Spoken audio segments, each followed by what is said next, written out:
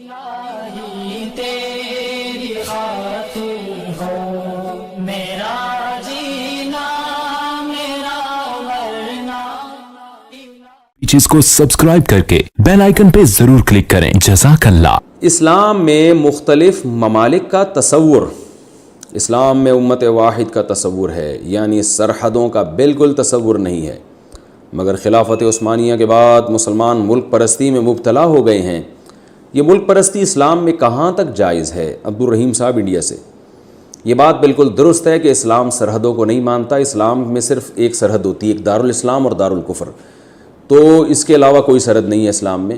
لیکن بدقسمتی کہ جب بنو امیہ کی خلافت کا خاتمہ ہوا تو اندلس میں الگ خلافت قائم ہوئی، بغداد میں الگ خلافت قائم ہوئی. کیونکہ علامہ ابن تیمیہ رحمہ اللہ نے ایک بڑی پیاری بات لکھی ہے کہ اسلامی دنیا میں جب بھی بغاوت ہوئی ہے، چاہے وہ بغاوت کرنے والے کتنے ہی نیک لوگ تھے اور جن حکمرانوں کے خلاف بغاوت ہوئی وہ کتنے ہی برے لوگ تھے، لیکن اس بغاوت کا انجام بہت بھیانک نکلا ہے. بجائے فائدے کے الٹے اور زیادہ نقصانات ہوئے. تو وہی ہوا ہے کہ بنو امیہ کے خلاف بغاوت ہوئی، بغاوت کرنے والے بڑے نیک لوگ تھے، لیکن نتیجہ کیا نکلا کہ اسلامی خلافت دو ٹکڑوں میں بٹ گئی. بڑی خلافت تو بغداد ہی کی تھی. پھر اس کے بعد بنو عباس کے خلاف جب تاتاریوں کا حملہ ہوا اور بغداد کی خلافت کا خاتمہ ہوا تو مسلمان بالکل ہی لاوارث ہو گئے. تو پھر اس کے بعد بالآخر یہ عثمانی اٹھے ہیں، اور جو کچھ آپ آج کل لوگ ڈرامہ دیکھ رہے ہیں ارطغرل، تو وہ ایک نئی تحریک شروع ہوئی. پھر الحمدللہ اللہ نے دوبارہ مسلمانوں کو جمع کیا اور خلافت عثمانیہ قائم ہوئی. لیکن وہ بھی سارے مسلمانوں پر نہیں تھی. یہاں ہندوستان میں بہرحال مغلوں کی حکومت تھی، وہ ایک الگ حکومت تھی، لیکن وہ پھر بھی فخر کرتے تھے اپنے آپ کو خلافت عثمانیہ کا تابع کہہ کے. اگرچہ خلافت عثمانیہ کو اس پہ ہولڈ نہیں تھا، لیکن خطبوں میں خلیفہ کا نام لیا جاتا تھا. اور خلیفہ کے جو خط ہے کہ یعنی جو پرمیشن لیٹر آپ کہہ سکتے ہیں کہ پرمیشن خلیفہ کی طرف سے کہ بھئی آپ یہاں حکومت کر سکتے ہیں، اس پر مسلمان بادشاہ فخر کیا کرتے تھے. یعنی کسی حد تک اس خلیفہ کو مانا جاتا تھا، چاہے پورا نہ مانا جائے.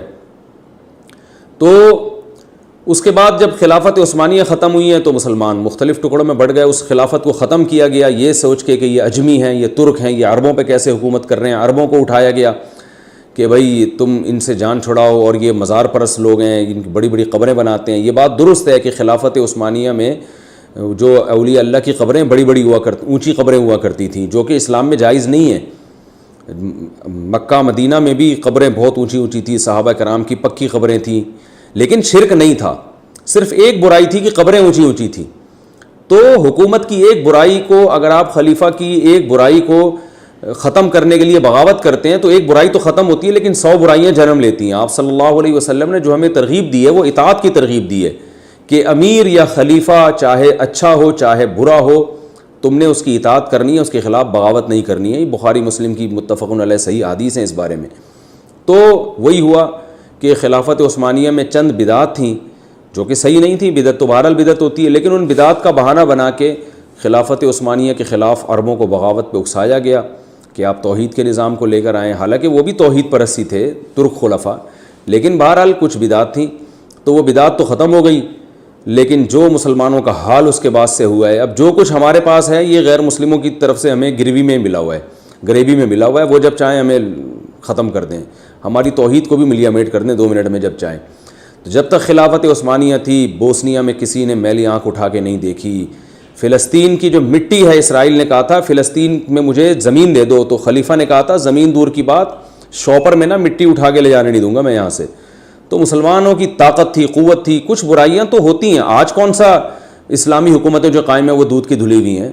اگر ان میں ایک برائی نہیں ہے تو 100 برائیاں دوسری ان میں آ گئی ہیں. تو بڑا ظلم ہوا خلافت عثمانیہ کے ساتھ. ان کی چند خامیوں کو دیکھ کر ان کے خلاف بغاوت پہ گوروں نے اٹھا لیا مسلمانوں کو، اور وہ بغاوت کے نتیجے میں ایسی کی تیسی کر دی. اب ہم اس پہ بڑے خوش ہوتے ہیں کہ توحید کا نظام دنیا میں قائم ہو گیا، قبریں مسمار کر دی گئیں. بہت اچھی بات ہے، قبریں اونچی نہیں ہونی چاہیے، لیکن صرف ایک ہی کام اچھا ہوا، باقی کیا ہوا ہے آپ دیکھتے ہیں دنیا کے سامنے. امریکہ کے غلام بن گئے اور جناب ہم غیروں کے غلام بن گئے، ہماری اپنی قوت ہی نہیں ہے. تو لیکن اب ہم یہ کہتے ہیں کہ جو بچ گیا ہے اس کی قدر کریں. بہت سے ٹکڑوں میں ہم بٹ تو گئے ہیں.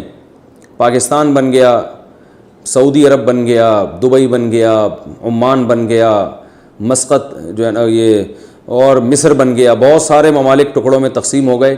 لیکن اب اگر آپ ان ممالک کے خلاف بغاوت کریں گے, لیول خلافت کا ہوگا تو بھی خلافت قائم نہیں ہوگی, بلکہ جتنا ہے اس سے بھی جائیں گے آپ.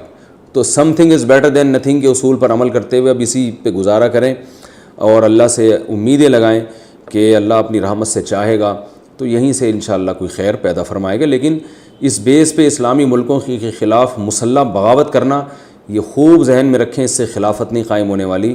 اس سے جو ابھی ہماری پوزیشن ہے اس سے ہم اس پوزیشن سے بھی چلے جائیں گے, یعنی یہاں سے بھی ہاتھ دھونے پڑیں گے. کیونکہ جب بھی بغاوتیں ہوئی ہیں نا, لیول بہت اچھے لگائے گئے ہیں, نتیجہ ایسا نکلا کہ پہلے سے بھی گئے. تو اب بھی اگر یہ اتنے سارے اسلامی ملک وجود میں آ چکے ہیں, بس انہی کو ٹھیک کرنے کی کوشش کریں. اگر ان کے خلاف بغاوت کی تحریکیں چلتی ہیں کہ ہم ایک پہ سب کو جمع کریں گے, تو یاد رکھیں ایک پہ جمع ہونے والے نہیں ہیں, بلکہ جتنے ہیں اس سے بھی زیادہ ٹکڑے ہو جائیں گے. اور یہ جو اسلامی ملکوں میں مسلح تحریکیں, مسلح کی بات کر رہا ہوں میں, ویسے آپ اگر تبلیغ کے عنوان سے یا کسی اور طرح سے قانون کی روشنی میں اگر آپ آئین کے اندر رہتے ہوئے, جیسے طیب اردگان نے کیا ہے, طیب اردگان نے بغاوت کا راستہ اختیار نہیں کیا, اس نے ایک لانگ ٹرم پالیسی بنائی طیب اردگان نے, اور اس نے کہا اور طیب اردگان کی پالیسی نہیں ہے, یہ تو اس کے اساتذہ اور مشائخ کی پالیسی ہے جو خلافت عثمانیہ جب ختم ہوئی تھی نا, اسی وقت سے انہوں نے شروع کر دی تھی, اور آج اس کے نتائج الحمدللہ ظاہر ہو رہے ہیں. یہ ارطغرل ڈرامہ بھی اسی کی سیریز میں سے ایک جو ہے نا, اس کی پالیسیوں میں سے ایک پالیسی ہے کہ لوگوں میں اویئرنیس پیدا کرنا. تو اس طرح سے انقلاب دیر سے آتا ہے مگر پائیدار ہوتا ہے. تو طیب اردگان والا راستہ ہمیں اختیار کرنا چاہیے کہ آئین کے اندر رہتے ہوئے, قانون کے اندر رہتے ہوئے آہستہ آہستہ آہستہ آہستہ اوپر جانا چاہیے. ایسے اسکولوں کا جال بچھانا چاہیے جس میں ہمیں ایسے نوجوان ملیں جو بیوروکریسی میں جائیں, جو فوج میں جائیں, جو عدالت میں جائیں, جج بنیں, وکیل بنیں, اور آہستہ آہستہ پھر جو ہے نا انقلاب آئے, وہ بڑا پائیدار انقلاب ہوگا. تو ترکی سے ہمیں سبق حاصل کرنا چاہیے. ترکی کے بھی جو حالات ہیں, وہاں کے جو فحاشی ہے, اس کو دیکھ کے آپ گھبرائیں نہیں, کیونکہ یہ جس نے ماضی کا ترکی دیکھا ہے, یعنی 40 سال پہلے کا اور آج کا بہت فرق آ چکا ہے, اور انشاءاللہ اگلے 20-30 سال میں بہت زیادہ ترکی چینج ہو چکا ہوگا, بہت زیادہ اسلام کی طرف ترکی آ چکا ہوگا انشاءاللہ. تو جس طرح سے محنتیں وہاں ہو رہی ہیں, تو ہمیں بھی اسلامی ملکوں میں اسی طرز پہ محنت کی ضرورت ہے. دیکھو ایک طیب اردگان ہے نا, ترکی کا صدر, میں ڈراموں کو جائز نہیں کہتا, لیکن اس نے بھی ڈرامے بنائے. میں نہیں کہتا کہ وہ دیکھنا جائز ہے, لیکن پھر بھی ایک ویژن تو رکھا نا اس نے ذہن میں کہ خلافت عثمانیہ کا صحیح تصور دکھانا ہے, فیملی سسٹم کو جوڑنا ہے. ابھی طیب اردگان کی ایک اسپیچ ہم نے سنی, اس نے کہا کہ اپنی قوم کو ترغیب دے رہے کم عمری میں شادیاں کرو. کیا ترغیب دے رہے اپنی قوم کو؟ کم عمری میں شادیاں کرو. ہم نے اپنی نسل کو بڑھانا ہے. ترکی کو افرادی قوت چاہیے. جب نسل بڑھے گی تو ہمیں فوج میں جوان زیادہ ملیں گے, ہمیں سائنسدان زیادہ ملیں گے, ہمیں تاجر زیادہ ملیں گے. ترکی مضبوط ہوگا. ایک ویژن ہوگا تو وہ ایسی تقریر کرے گا.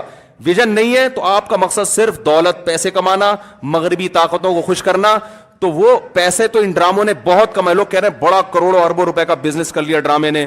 میں کہتا ہوں بھائی بزنس اربوں روپے کا کر لیا, مگر کلچر کا بیڑا غرق کر دیا.